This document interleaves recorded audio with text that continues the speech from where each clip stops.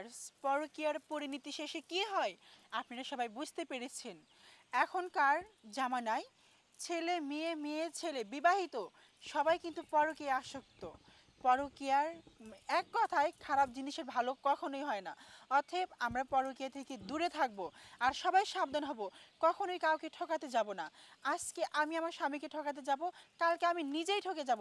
আমাদের ভিডিও যদি আপনাদের কাছে ভালো লেগে থাকে অবশ্যই লাইক কমেন্ট শেয়ার করে আমাদের পাশে থাকবেন এবং যারা দ্বিতীয় পার্ট দেখতে চান তারা অবশ্যই আমাদের ভিডিওটা কি বলে দেন তো একটু? লাইক দিবেন, শেয়ার কমেন্ট করবেন, হ্যাঁ। শেয়ার করবেন।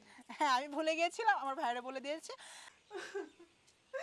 আমার আমও গেল সালাও গেল, শেষেও বস্তা পাইলাম না,